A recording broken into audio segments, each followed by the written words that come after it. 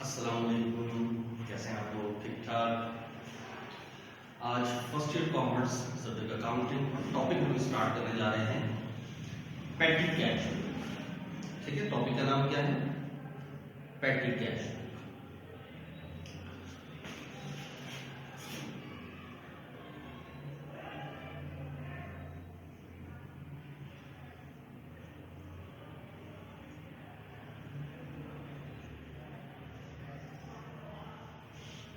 ठीक है, टॉपिक का नाम है पैटी कैश बुक।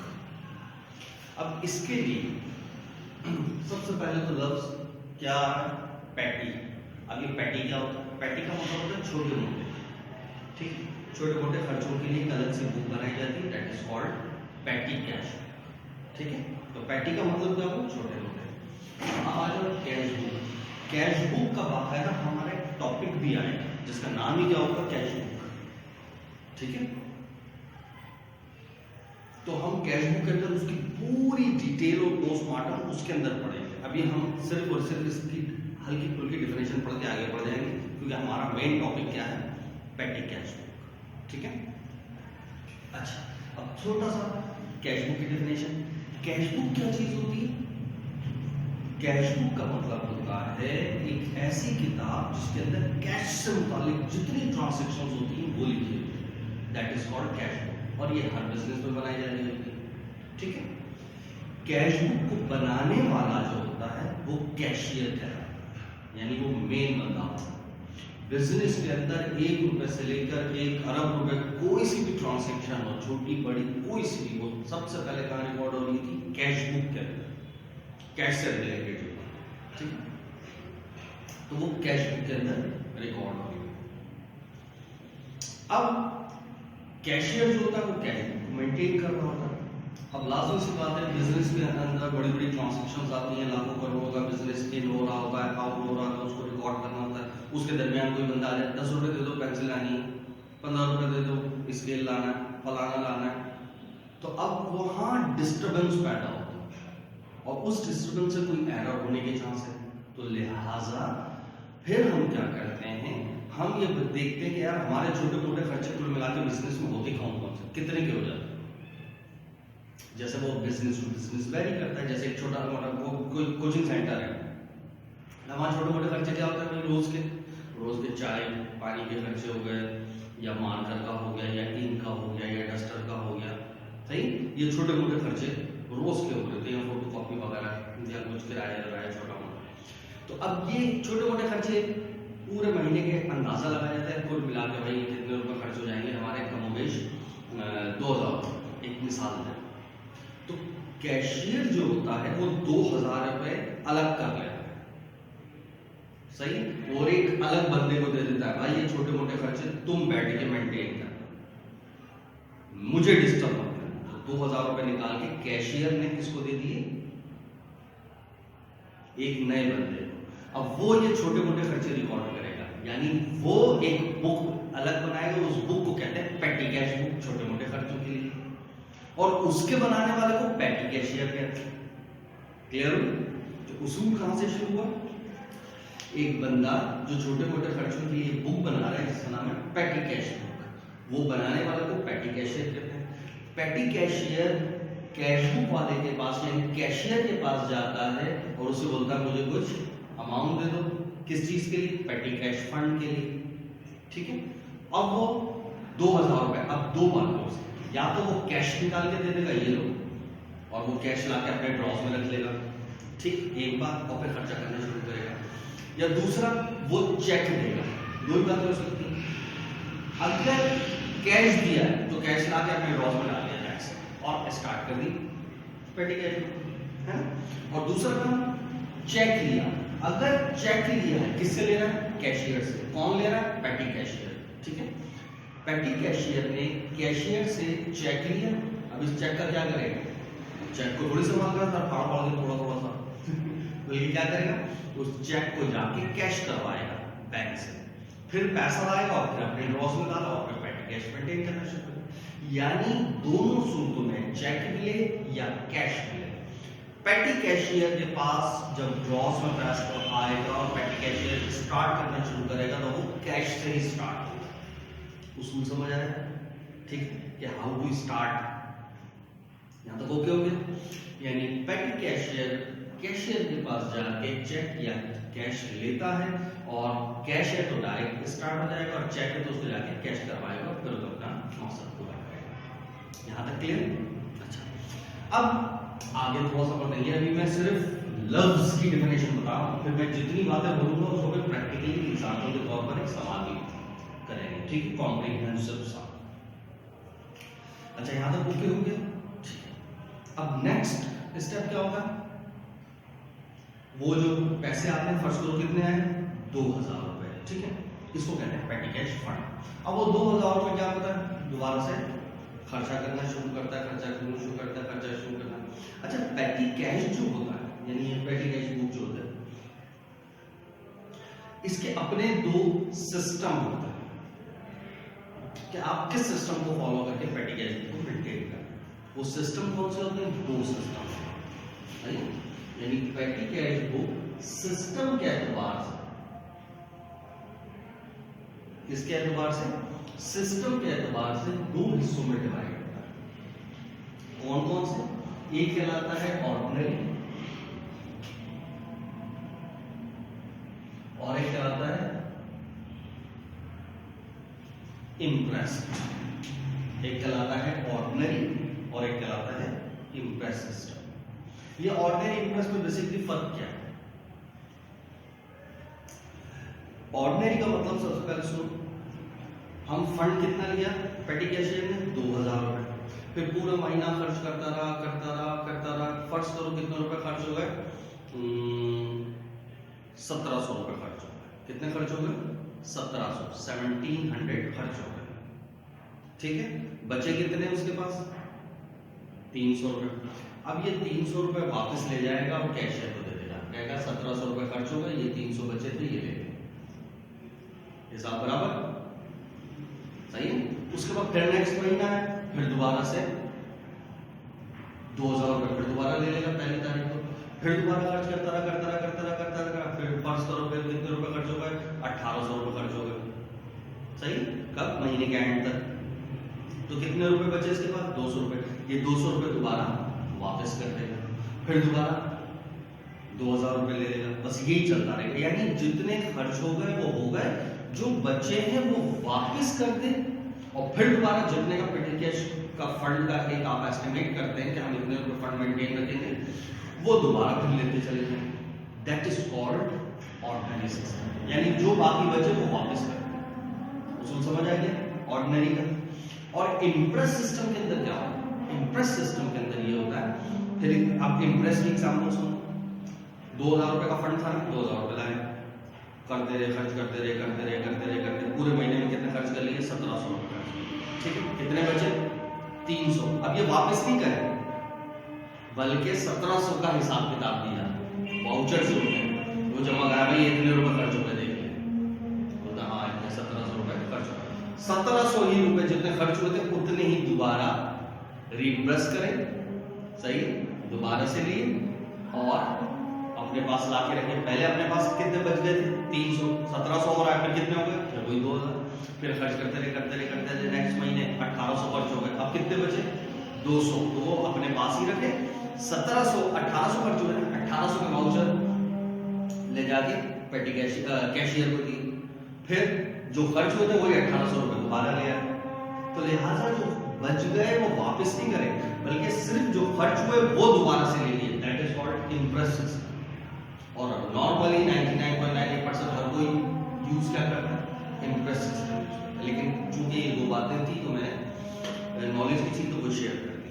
या तो ओके कि इम्प्रेस सिस्टम के तहत ये बनाई जा रही है, क्लियर। अब कैसे बनती है, इसका फॉर्मेट क्या होता है, फिर स्टेप्स उसके अंदर क्या क्या होते हैं, ये बहुत इंपॉर्टेंट है। इसको आपने एक एक चीज स्टेप बाय स्टेप समझनी है, ठीक है।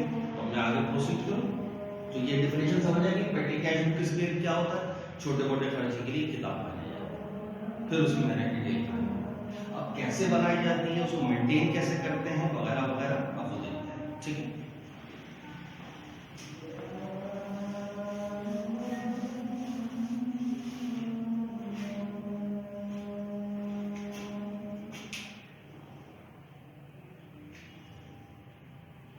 यहां से स्टार्ट करें, ठीक है।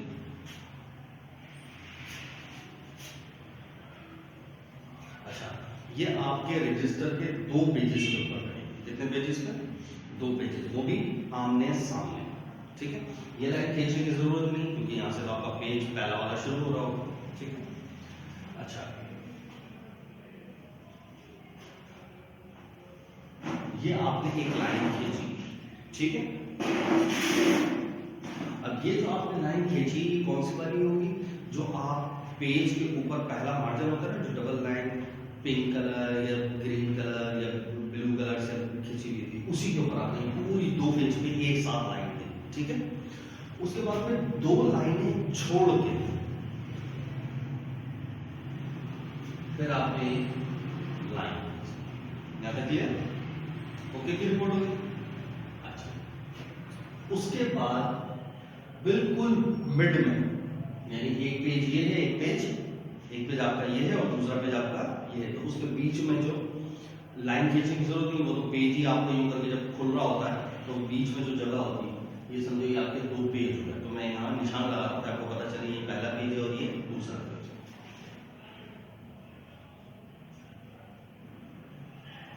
सही, आपका एक पेज ये रहा और दूसरा पेज ये रहा, ठीक।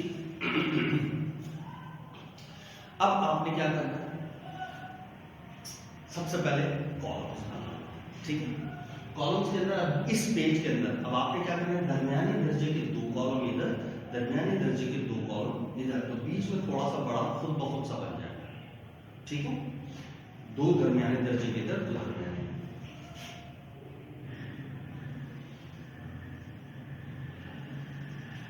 सही। इसी तरीके से 2 दरमियानी, बीच में ऑटोमेटिकली एक बड़ा सा कॉलम बन गया, ठीक है। बनाना आसान हो गया। अब आ जाए इस पेज की तरफ। इस पेज के अंदर अब आपने दूसरे वाले पेज में, अब यहां पर क्या करना है? आपने टोटल 6 कॉलम बनाने हैं। कितने कॉलम? 6 कॉलम। बाद में इसके अंदर भी पॉइंट बताऊंगा, लेकिन अभी पहले उसूल समझो। यहां पर आपने 6 कॉलम बनाने, दरमियानी दरमियानी, तो एक उसूल दिमाग में आता है, सारे बराबर ही बनाने, बंदा कॉमन सेंस से बना ले। पहले इसको बीच में से आधा कर ले, फिर 3 इधर बना ले, 3 इधर बना ले, हो गया मतलब। लेकिन एक कॉलम जो है वो थोड़ा सा बड़ा बना, बस। तो आप कॉमन सेंस क्या बोलेगा? यार ये थोड़ा सा बड़ा होता है तो एक काम करें, बाकी सारे थोड़े से छोटे बनाएंगे, है ना। तो उसके लिए मैं क्या करूं? मैंने ये बोला टोटल 6 कॉलम बनाना है, तो पहले तो इसको आधा करें। तो फर्स्ट करो ये इसका आधा हो रहा है, सही है। तो ये वाली साइड थोड़ी सी बड़ी बनानी है, तो इस साइड को थोड़ा सा छोटा करने के लिए क्या करूं? मैं थोड़ा सा इधर करके फिर लाइन मारूं, ठीक है। आई रिपीट, देखो इसके अंदर मुझे टोटल 6 कॉलम बनाना है, तो 6 कॉलम के लिए फर्स्ट करो ये मिड है, सही। ये क्या है? मिड है। तो मैं ये साइड बड़ी करनी है, तो इसको थोड़ा सा छोटा करने के लिए यहां थोड़ा सा गैप लेके तो इसको थोड़ा सा छोटा करें। अब दरमियानी दर्जे के 3 कॉलम बनाने थे, ये मैंने यहां पर 2 लाइनें खींची तो ऑटोमेटिकली 3 कॉलम यहां बन गए। अब इसी तरह इतने ही बराबर के साइज के यहां पर जब बनाओगे 2 कॉलम और, तो ये वाला कॉलम ऑटोमेटिकली तुम्हारे पास थोड़ा सा बड़ा बन जाएगा, ठीक है। तो ये कॉलम ऑटोमेटिकली थोड़ा सा आपके पास बड़ा बन जाएगा, ठीक है। क्यों बड़ा बना? अब इसके अंदर हमने मजीद एक लाइन खींची, ठीक है। और अब इसके अंदर ये वाला इस साइड, अब इसको 2 हिस्सों में डिवाइड करना है, तो इसको थोड़ा सा बिल्कुल कमजोर सा पतला सा, जिस तरह से हम पोस्ट रेफरेंस बनाते हैं छोटा सा, उसके अंदर कुछ करते तो है, यहाँ पर भी ऐसे छोटा सा यानी अकाउंट नंबर लिखना है और उसमें कुछ आता तो है, तो ले जाइए थोड़ा छोटा सा। क्लियर हो किस तरीके से बनाया मैंने? सबसे पहले एक लाइन खींची, फिर 2 लाइनें छोड़ के फिर दोबारा एक लाइन खींची, फिर आप इस पेज के ऊपर क्या करना है? दरमियानी दर्जे के 2 कॉलम इधर, दरमियानी दर्जे के 2 कॉलम इधर, तो ये एक बीच में खुला हुआ बन गया, ठीक है। फिर इस पेज को मिड से आधा किया और ये वाला हिस्सा थोड़ा सा छोटा, फिर दरमियान 2 लाइनें खींची, दरमियानी दर्जे के 3 कॉलम इधर, 3 कॉलम इधर, तो आखिरी वाला कॉलम थोड़ा सा बड़ा बन गया। आप खुद देख लो कि शक्ल देख के आप कॉमन सेंस यूज बना सकते, ठीक है। अब आते हैं इसकी हेडिंग्स के बारे में। अब सबसे पहले मेन हेडिंग पे आते हैं। मेन हेडिंग बिल्कुल मिड में डालेंगे आप, सही है। अब वो दोनों पेज के होगा तो आधा इधर कर देना, थोड़ा सा आधा इधर कर देना। अब ये आपका मिड है। अब यहाँ आपको नजर आ रहा है, तो अब आपने यहाँ लिखा अली, कंपनी का नाम हो गया, या अली जनरल स्टोर वगैरह जो भी। क्या बना रहे हैं,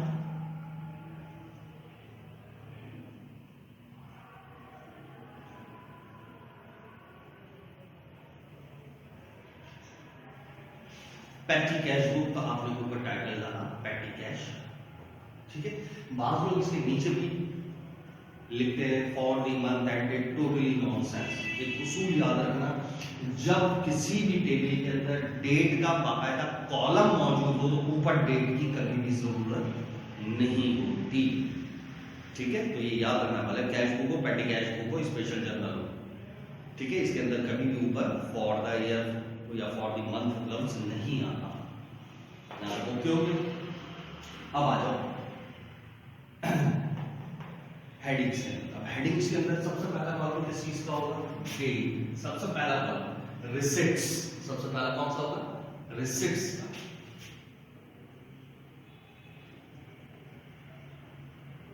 रिसिट्स, ठीक है। दूसरा कॉलम हर बार में बताऊंगा कि एक कॉलम में क्या करना है, एक कॉलम में रिसिट्स। रिसिट्स का मतलब क्या है, वसूली, जितने पैसे आएंगे वो इस कॉलम में। उसके बाद डेट यहां पर आएगी, या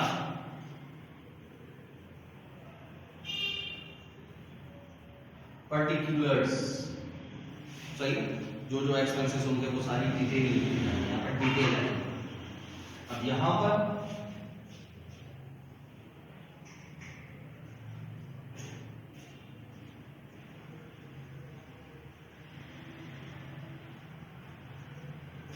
वाउचर नंबर, यहां पर लास्ट में टोटल, तो ये वाला पेज तो आपका 5, ठीक है। यहाँ receipts, date, particulars, voucher number, total, okay. अच्छा, ये कॉलम आगे पीछे भी आप कर सकते हैं, थोड़ा बड़ा कोई इशू नहीं है, लेकिन जैसे स्टैंडर्ड है तो उसी तरीके से बना दो तो अच्छी बात है। अगर आगे पीछे भी कर दोगे कोई हर्ज नहीं। Same as it is. अब देखो यहाँ पर मैंने कितने कॉलम होगा मेरे पास, 1 2 3 4 5 और आखिरी लास्ट, सही, जिसके अंदर अकाउंट वाला है, तो ये तो बनना ही बनना है। यहाँ पर मैंने 1 2 3 4 5 बनाया, सही, ये तो आपका बनना ही बनना है। अब ये बनना ही बनने से बाद में क्या बता रहा हूँ, यहाँ पर बाज़ दफा पेपर के अंदर खुद बोल देगा ये कॉलम बना, तो अब वो जो बोले ना उसने ये वाले कॉलम, तो बस फिर जो बोले हैं फिर यहाँ पर आपने सिर्फ वही कॉलम बनाने जो एग्जाम के अंदर बोल दिया है, क्वेश्चन में बोले। अगर कुछ नहीं बोले तो जैसे मैंने बताया है वैसी बना, कोई इशू नहीं। फिर मैं रिपीट कर रहा हूँ, इस वाले पेज पे तो दो राय है नहीं, ये तो ये कॉलम बनाना ही बना, वो कुछ भी बोले इस पेज के ऊपर कोई फर्क नहीं पड़ेगा, ये कांस्टेंट रहेगा। एक बात तो ये तो बनाना ही बना, हाँ कॉलम आगे पीछे का तो कोई इशू नहीं, ठीक है। अब इस पेज के ऊपर देखना पड़ेगा सवाल के अंदर, अगर उसमें खुद मेंशन करें ये एक्सपेंस के कॉलम बनाने, तो वही वाले एक्सपेंस के कॉलम बनाने, अपनी मर्जी से नहीं बनाना। अगर नहीं बोले तो फिर आपकी मर्जी कुछ भी बना, तो कोशिश करें जो मैं बता रहा हूँ वही बनाने तो ज्यादा अच्छा है, एक स्टैंडर्ड है, ठीक है। अच्छा, ये तो उसूल हो गया। अब सवाल ये बता दो यहाँ कॉलम क्यों बना रहे हैं। ये हर कंपनी अपने बिजनेस से रिलेटेड एक्सपेंस के कॉलम बना रही है। ज्यादातर बार मेरा खर्चा मार्कर का होगा तो मैंने मार्कर लिख दिया, या ज्यादातर खर्चा मेरा एंटरटेनमेंट में हो रहा होगा, चाय पानी वाला तो एंटरटेनमेंट का बना लिया। मेरा ज्यादातर खर्चा किराए में लग जाता है तो मैंने कन्वेंस का बना लिया। ज्यादातर मेरा खर्चा जो है भाई स्टेशनरी के ऊपर होता है, मैंने स्टेशनरी टाइप का, यानी जो नेचर ऑफ बिजनेस होगा उसके हिसाब से ये बेसिकली बनाया जाएगा, ठीक है। तो अगर सवाल में कुछ मेंशन नहीं है तो मैं यहाँ पर 2-4 जो बना रहा हूँ वही बनाना। अगर सवाल में मेंशन हो जाए नहीं ये बनाना है तो फिर वही बनाने, उतने ही बनाने, उतने ही उसी तरतीब से बनाना, ठीक है। और मेंशन नहीं है तो फिर जो मैं बता रहा हूँ वो बना, आगे पीछे कर दो तब भी कोई इशू नहीं है, कोई गायब कर दो तब भी कोई इशू नहीं, कोई नया बना दो तब भी कोई इशू नहीं। यहाँ तो ओके हो गया, ठीक है। तो अब कौन कौन सा हो सकता है, जैसे मैं एक बना दूं stationery,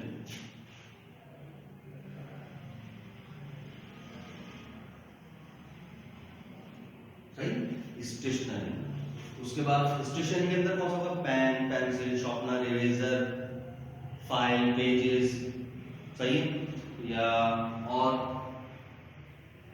rubber stamp. Rubber stamp का मतलब जो मोहर होती है ना जिसमें अटैच वगैरह करते हैं, रबर स्टाम्प, रबर और रबर, वो स्टेशनरी का आइटम है, सही, यानी सप्लाईज वाली सारी चीजें इसमें है। उसके बाद है पोस्टेज एंड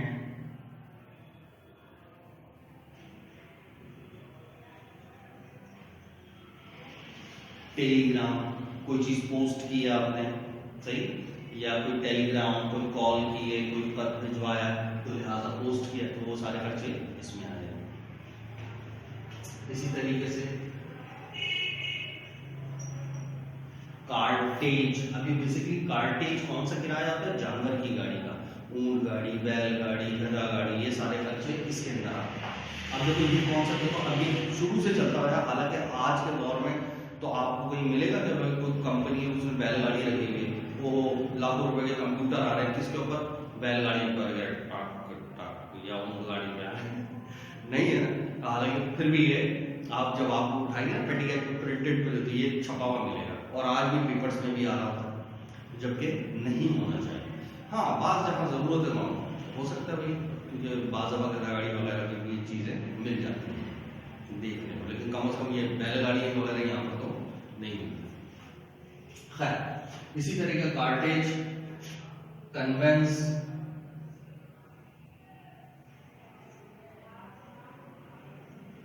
सही, कन्वेंस मतलब बस fair, rickshaw fair, taxi fare, entertainment,